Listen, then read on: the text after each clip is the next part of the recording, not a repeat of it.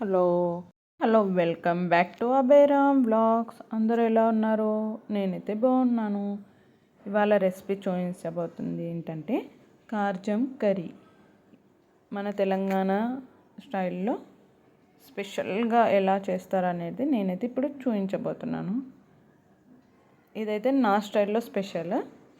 So ఎంతమందికి నచ్చుతుందో comment చేసి కామెంట్ బాక్స్లో చెప్పండి. మరిన్ని వీడియోస్ కోసం కూడా కామెంట్ బాక్స్లో కామెంట్ చేయండి. ముందుగా అయితే ఆనియన్, కరివేపాకు, కొత్తిమీర, పచ్చిమిర్చి, పుదీనా అయితే ఇలా కట్ చేసి పక్కన ఉంచాను. మనం నాన్ వెజ్ చేసేటప్పుడు ఆయిల్ ఎక్కువగానే పడుతుంది, ఆనియన్ కూడా ఎక్కువగానే వేసుకుంటే బాగుంటుంది. కాస్తంత చింతపండు అయితే నానేసుకోవాలి పులుపు గురించి. ఇలా నానబెట్టేసేసాను చింతపండు అయితే.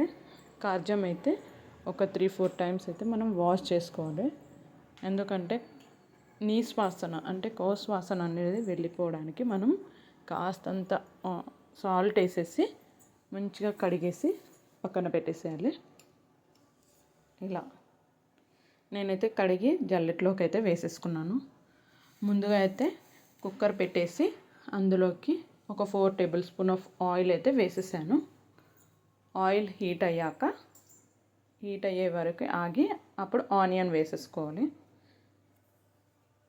ఏ కర్రీ చేసినా సరే ఫ్రెష్ అల్లం వెల్లుల్లి పేస్ట్ ఉంటే టేస్ట్ అనేది ఇంకో బాగుంటుంది. ఇలా ఆనియన్స్ అయితే ఫ్రై చేసేసుకుంటున్నాను.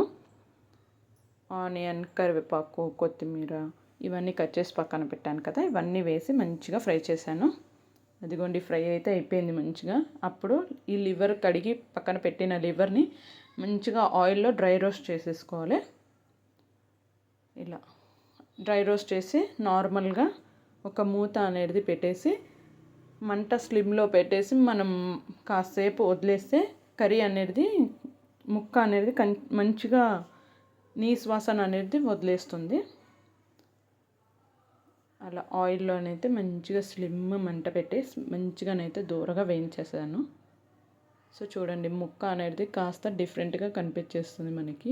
రెడ్గా ఉన్న ముక్క బ్రౌన్లోకి ఇలా లైట్ బ్రౌన్లోకి అయితే మారింది. సో ఇలా ఇక్కడ మగ్గుతుంది.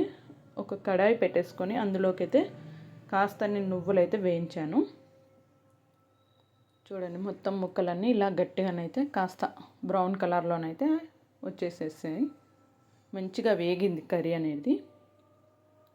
సో ఇప్పుడు మనం ఇందులోకి చిటికెడు పసుపు, రుచికి సరిపడా కారం. అంటే కారం చాలామంది తక్కువ తింటారు, చాలామంది ఎక్కువ కారం తింటారు. సో వాళ్ళ రుచికి సరిపడా వేసేసుకోండి. అయినా కౌసు అంటే నీసు కూరలలోకి అయితే కారం కాస్త ఎక్కువగానే పడుతుంది. ఇలా వేసి ఒక్కసారి కలిపేసి మళ్ళీ స్లిమ్ మంట పైనే వేగనివ్వాలి. అప్పుడే ముక్కకి కారం అనేది మంచిగా అంటుకుంటుంది. అప్పుడే మనం వాటర్ పోయాల్సిన అవసరం లేదు. కర్రీలో ఉన్న వాటర్, ఆ ముక్కలలో ఉన్న వాటర్ అనేది వదులుతూ ఉంటుంది ముక్కలు. సో అప్పుడు మనం వదిలాక ఇలా కాస్తన్ని వాటర్ అయితే వేసేసేయాలి. వేసేసి ఈ వాటర్ వేసాక మనం విజిల్ అయితే పెట్టేసేయాలి. ఒక 2 విజిల్స్ పెట్టామనుకోండి ముక్క అనేది మంచిగా ఉడుకుతుంది. 2 to 3 విజిల్స్ అయితే పెట్టుకోవచ్చు. ఇలా నేనైతే వాటర్ పోసి విజిల్ పెట్టేశాను.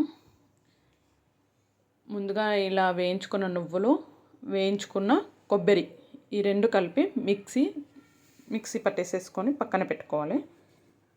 ఇది మనం ఇప్పుడే వెయ్యము, లాస్ట్లోనైతే యాడ్ చేసుకోవాలి. ముందుగా అయితే ఇలా వేయించి పక్కన నుంచి ఇలానైతే మిక్సీ పట్టేసి పక్కన పెట్టేసేసుకోవాలి.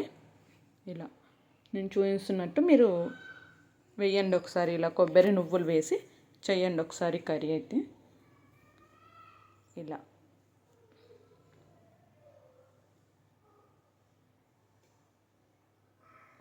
నాకైతే ముక్క మంచిగా ఉడికింది. అప్పుడు నేను ఏదైతే కొబ్బరి నువ్వులు అయితే మిక్సీ పట్టానో ఆ మిశ్రమాన్ని అయితే ఈ కర్రీలోకి అయితే యాడ్ చేసేసాను. ఇది కూడా ఇంకా కాస్త మనం మగ్గనివ్వాలి. అలా మగ్గాక టేస్ట్ అనేది ఇంకా బాగుంటుంది.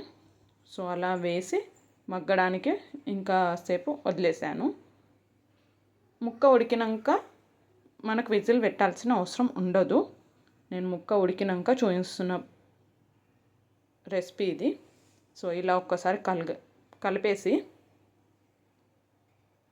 కాసేపు ఉడకడానికి చూడండి, కొత్త ఇలా ఉడికే వరకు వదిలేసేసేయాలి.